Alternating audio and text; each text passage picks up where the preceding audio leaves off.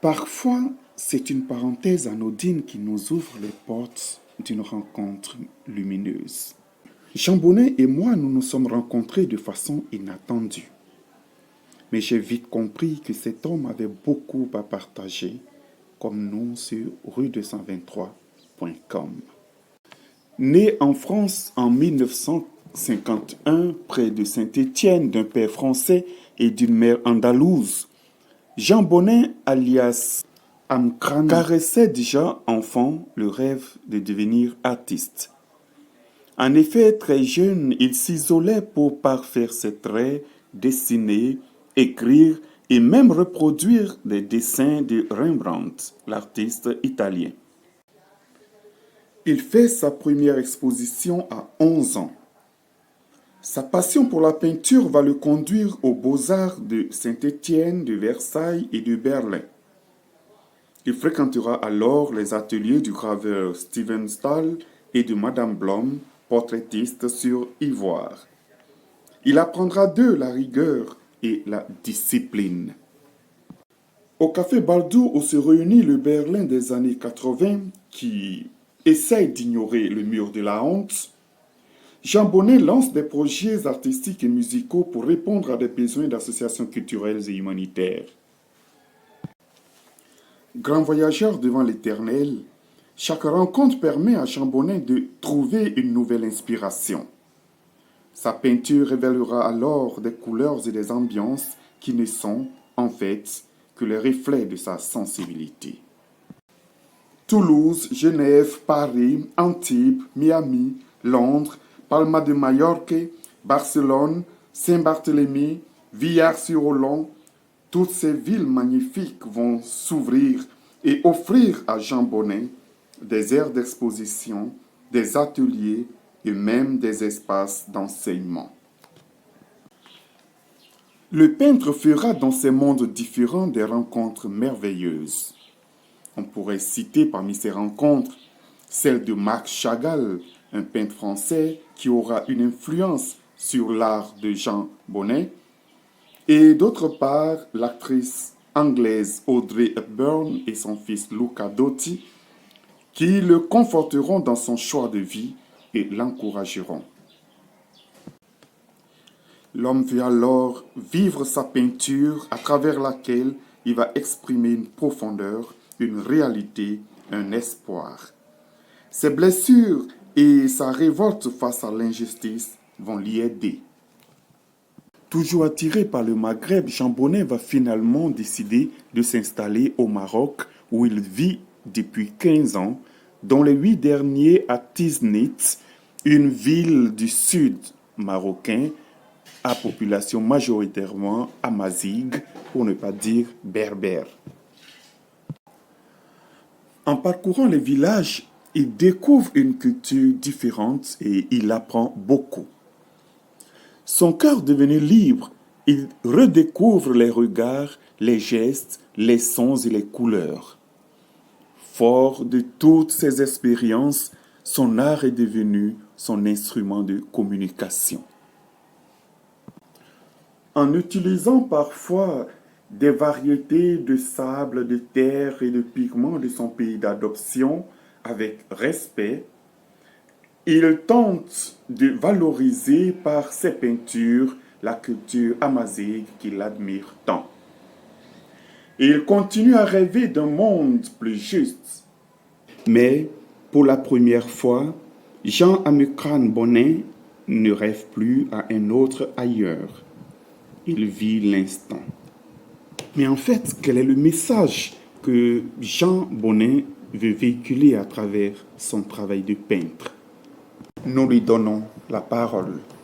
Oui, le message, en fait, ça s'est pas fait du jour au lendemain. Si je suis en Afrique du Nord déjà, ça le correspond à certainement une nécessité pour moi.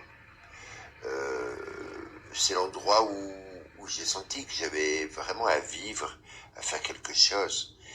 Et je me suis très vite rendu compte que ici, par exemple, les gens étaient pas tout à fait entiers. Ils avaient quelque chose, un peu comme une forme de schizophrénie, et qui venait certainement des années de colonisation, des, de- oui, le fait qu'on avait nié leur culture d'origine, leur culture qui est amazigh, quoi, qui est ce que les Français appellent berbère, et au bénéfice d'une culture arabique qui permettait de mieux contrôler, de mieux les diviser. Donc ceux qui se sont soumis à cette culture arabique, encouragée par la France bien sûr, ont eu comme un statut, avaient plus de droits de réussir, divisés pour régner. Et ceux qui revendiquaient leur origine amazigh ont souvent été marginalisés, se sont retrouvés dans les montagnes, les campagnes, les déserts, et, sous l'appellation berbère, ce qui voulait dire étranger sur ta terre, barbare, quoi. Ouais, alors donc toutes ces contradictions, j'ai pu voir et puis apprendre parce que j'ai énormément appris, mais énormément. euh, en- en- des fois, il me disait merci pour des choses qu'on faisait ensemble, et je disais mais vous me dites merci, mais moi-même je dois tellement vous dire merci parce que vous remplissez des cases qui me manquaient. J'étais tellement ignorant, en fait, tellement ignorant. On m'avait menti sur l'histoire. Depuis petit, on me mentait. Et ça, je peux pas supporter. Moi, j'aime le savoir. Après, ce que j'ai pu constater aussi, il y a une grande population qui est noire au Maroc. C'est étonnant, mais il y a une grande population qui est noire et qui est origine du Maroc. Parce que dès qu'on passe l'Atlas, il y avait seulement les tribus de noirs. Les gens étaient noirs, de couleur noire. Et après, les gens commençaient à se mélanger dans les villages, dans les tribus, et il y avait des blancs et il y avait des noirs. Et quand j'ai visité les villages, force était de constater que les blancs étaient d'un côté et il y avait souvent une petite rivière ou quelque chose qui séparait les deux couleurs. Alors ça a commencé à m'intriguer. Les gens qui commençaient à bronzer un peu trop prenaient des complexes. Alors j'ai commencé à peindre les gens avec leur terre, avec leur propre terre. C'est-à-dire j'utilisais la terre pour donner la couleur de la peau et leur faire comprendre qu'au Maroc, il y avait toutes les couleurs de terre qui existaient. Incroyable. Mais vraiment incroyable. Et ça, c'est vrai. Et on peut retrouver les tons les plus clairs jusqu'au plus foncé, au brun presque ébène. Alors, ça voulait dire quoi pour vous de faire des portraits des personnes vivant dans ces villages avec leur propre terre? Et j'ai fait ces portraits-là avec les terres pour déjà leur expliquer que la diversité de leur terre, c'était justement la diversité de leur peuple. Et que ça, c'était beau, vraiment très beau. Et voilà, donc il y a eu cette chose sur les gens de couleur que je sentais un peu marginalisée. C'est pas pour me plaire, ça peut pas me plaire, c'est impossible que ça me plaise. Parce que c'est pas normal, c'est pas naturel. Et après, j'ai commencé à avoir des amis noirs à Marrakech, qui viennent du Sénégal ou de Côte d'Ivoire ou d'autres pays. Et naturellement, on s'est rapprochés. Et comment expliquez-vous cette facilité de vous rapprocher des autres ou cette facilité pour les autres de se rapprocher de vous? Comment on peut expliquer ça? Je n'en sais rien. Ils m'adorent, ils adorent mon fils. Mais alors, le petit, lui, n'a pas du tout un regard de Marocain raciste, mais pas du tout. Donc, ils doivent le sentir, c'est leur chouchou. C'est vraiment leur chouchou. Et pendant le confinement, ce qui a été bien, c'est que j'ai commencé à avoir des contacts par WhatsApp avec des amis de Côte d'Ivoire, du Sénégal, du Mali, du Burkina, de différents pays, tout me vient pas en tête, et d'échanger, de voir comment ils vivaient le Covid-19, s'ils se protégeaient, si tout se passait bien. Et puis c'était génial, simplement le partage, les échanges de photos avec le masque, enfin vraiment c'était sympa comme tout. Et là, je me suis mis à peindre. Je me suis dit, il faut vraiment montrer l'Afrique. Parce qu'on croit toujours en Europe que les Africains sont les derniers. Que vraiment, ils ont besoin des autres pour qu'on leur explique tout. C'est pas vrai. C'est vraiment pas vrai. En plus de ça, il y avait ce docteur qui valorisait l'artémisia, Jérôme Mengeli. Donc j'ai fait le portrait, hein, vous avez dû voir le portrait parmi. Et ce journaliste aussi en Kabylie qui s'investit beaucoup pour son pays, qui est venu me voir, il est venu me voir au Maroc. Donc je l'ai peint aussi avec l'Afrique. Et voilà, ce goût voilà, de relier ces deux parties aussi, ce nord et ce sud, qui est seulement une Afrique, quoi, une Afrique qui est belle, et puis qui naît d'elle-même, quoi, qui renaît d'elle-même, une renaissance, mais par elle-même, pas par je ne sais quel pays ou je ne sais quoi. Ça, il y en a marre, ces manipulations, il y en a marre. À voir vos œuvres, on a l'impression que vous travaillez essentiellement dans le figuratif. Alors, vous allez être surpris, je ne suis pas du tout dans le figuratif. Je suis plutôt un peintre qui travaille assez contemporain, hein, qui travaille le langage et la couleur, si vous voulez, ouais. J'utilise la couleur comme on utiliserait des notes de musique.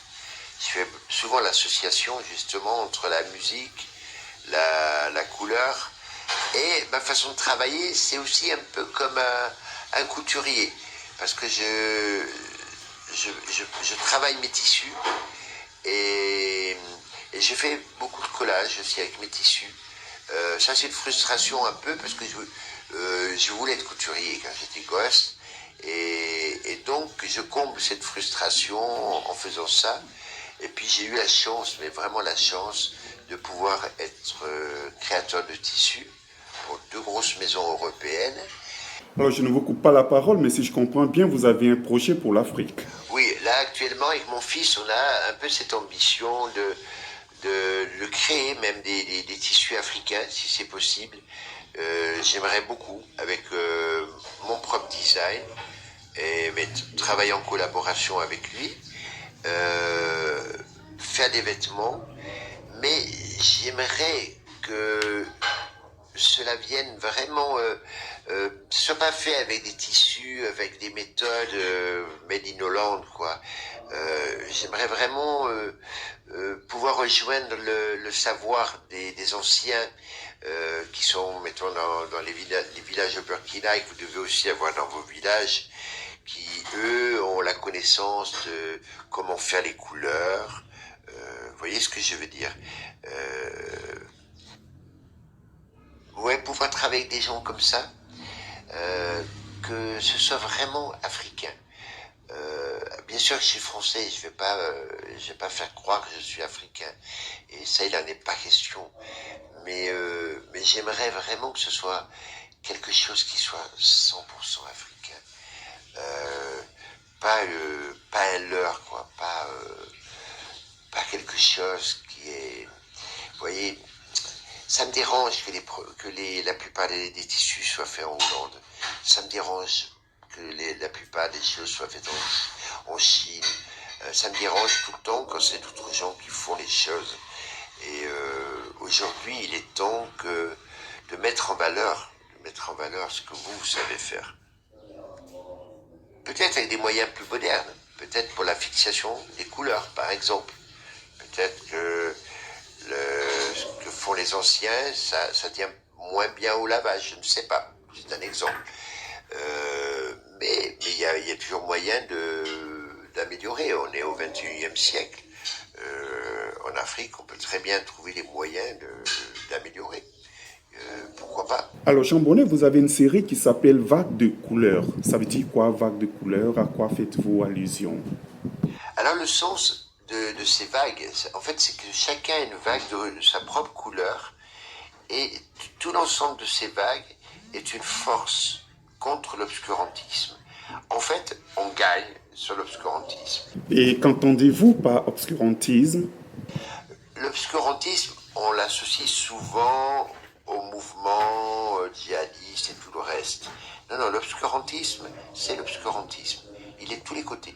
Il est partout. Il est omniprésent. Mais la lumière et la force, c'est plus fort. Donc c'est là-dessus que je mise. Et c'est le langage que j'utilise en général dans mon travail, que l'on va dire abstrait. Mais c'est pas si abstrait que ça. Peut-on donc dire que la terre constitue le matériau de base de votre travail de peintre? Oui, en fait, j'utilise beaucoup les pigments, les terres, aussi la poudre de marbre. J'utilise l'acrylique aussi, puisque maintenant je suis allergique à la peinture à l'huile.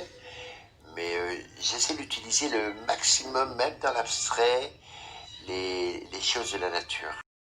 Merci beaucoup, Jean-Amikran Bonnet. Merci vraiment d'avoir partagé avec nous tout ce savoir et nous nous donnons rendez-vous à très bientôt, peut-être en d'autres lieux, en d'autres temps. Merci encore. Oui, je tiens vraiment à vous remercier toute l'équipe parce que c'était hyper sympa de faire cet échange. Je tiens à remercier toute cette énergie que vous représentez, la rue 223. C'est absolument génial. Et puis, de faire un petit bonjour à tous mes amis du Mali en présentant une partie de mon travail qui a été fait dans différents endroits, comme vous avez pu le voir dans le monde. C'était beau de partager cela parce que j'ai un grand attachement à l'Afrique. J'aime vraiment, vraiment l'Afrique. J'ai beaucoup d'amis africains et pouvoir partager un peu une partie de ma vie à travers mon art, c'était vraiment un grand bonheur pour moi. Donc, je vous remercie à tous. Madame, Monsieur, merci d'avoir suivi ce premier numéro de Labyrinthe. Nous allons terminer cette émission avec Hymne de vie, son de 1000 couleurs, une belle mélodie amazigh qui résume bien le travail ou l'esprit du travail de notre invité Jean-Amikran Bonnet. Au revoir et à très bientôt sur rue223.com.